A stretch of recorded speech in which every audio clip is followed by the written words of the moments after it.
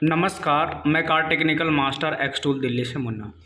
आज मैंने ये PS70 कनेक्ट कर रखा हूँ टीम व्यूअर पर। ठीक है, ये जो गाड़ी है महिंद्रा की QB100, इसमें कस्टमर को कंप्लेन क्या है कि जैसे कि मैप सेंसर जैसे हम लगा रहे हैं, ठीक है, मैप सेंसर का इशू आ रहा।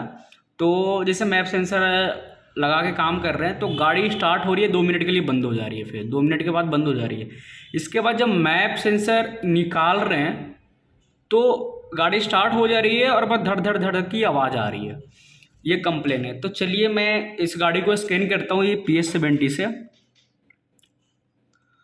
तो चलिए, एक देखिए इसमें ऑप्शन 2 भी है, आप महिंद्रा के अंदर भी जाके स्कैन कर सकते हैं या आप OBD2 में भी जाके स्कैन कर सकते हैं। तो हम OBD2 पहले स्कैन कर लेते हैं। ऑटो स्कैन में गए, यहाँ पर देखिए read travel code, clear travel code वगैरह दिया है। तो पहले हम रीड ट्रैवल कोड पर क्लिक करेंगे। स्टोरेज कोड और पेंडिंग कोड वगैरह है, तो स्टोरेज कोड पर यहाँ पर देखिए ये मैप सेंसर का ही कोड है, ठीक है। और पेंडिंग में भी देखते हैं।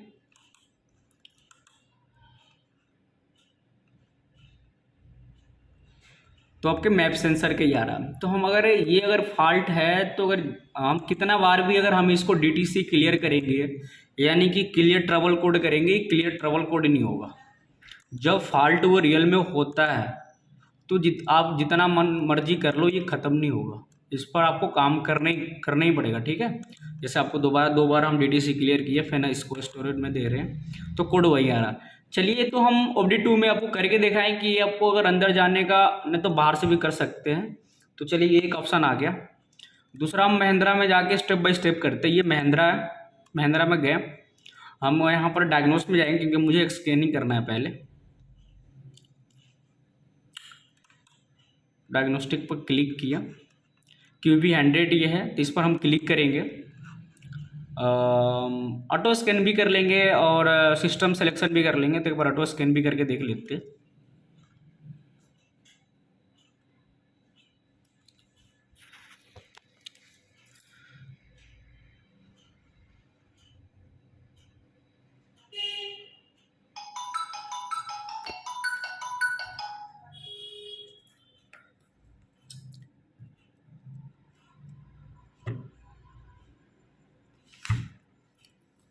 तो चलिए, एक फॉल्ट आ रहा है। मैं तो यहाँ पर DTC रिपोर्ट है और क्लियर ट्रैवल कोड, तो हम DTC रिपोर्ट करेंगे।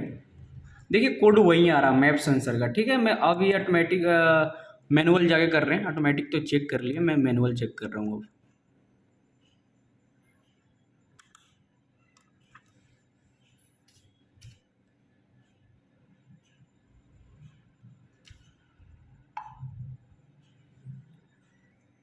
चलिए, हम सिस्टम सिलेक्शन में चल जाते हैं।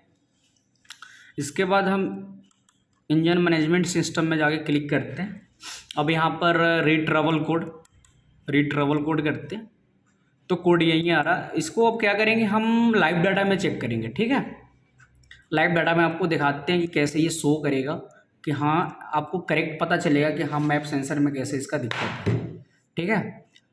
तो लाइव डाटा में चले गए। अब देखिए लाइव डाटा में जैसे कि आपको हम दिखा रहे थे कि मैप सेंसर का फॉल्ट आ रहा था, राइट। तो यहाँ पर देखिए मैप सेंसर है। तो हम लाइव डाटा में मैप सेंसर को चेक करेंगे, क्या सबकी वैल्यू कितना कितना आ रहा है, कैसे क्या है। तो हम मैप सेंसर को क्लिक करेंगे। इसमें आपको पता चलेगा कि हाँ मैप सेंसर रियल में वो ख़राब है। यहाँ पर सबका मैं सिलेक्ट करूँगा, सिलेक्ट ऑल पर जाके सिलेक्ट हो चुका है।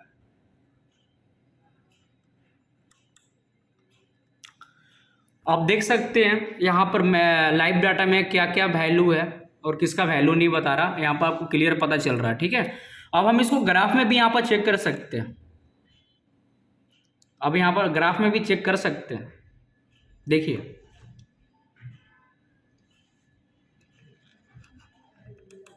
यानी कि जो फॉल्ट आ रहा है, जैसे voltage of the intake manifold pressure sensor, इसका कोई वैल्यू नहीं बता रहा, 0 0 है, ठीक है। ये मैप सेंसर के सब चीज़ रिलेटिव आता है। इसके सॉरी, मैं उसको ग्राफ में आपको दिखाता हूँ ऑल सेलेक्ट करके।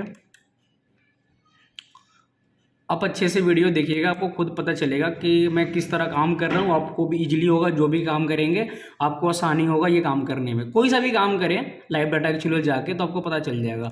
हम यहाँ पर ग्राफ में भी आपको शो कर रहे हैं, तो देखिए ग्राफ में सबकी वैल्यू बता रहा और इसकी वैल्यू नहीं बता रहा मैनीफॉल्ड प्रेशर सेंसर का, ठीक है। तो वो मैप सेंसर के रिलेटिव आता, ध्यान रखिएगा। इसके बाद ये तो मैं आपको मीटर में दिखा दिया, आपको इसमें भी क्लिक करके दिखा देता हूँ। और ध्यान से ये ग्राफ को देखिएगा।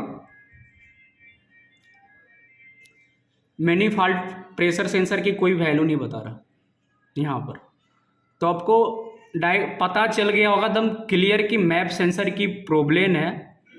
तो जो भाई का जो कंप्लेन था कि सर से मैं सब चीज़ चेक कर चुका हूँ फिर भी ये फॉल्ट नहीं जा रहा, तो मेरे भाई ये दिक्कत इसी में है।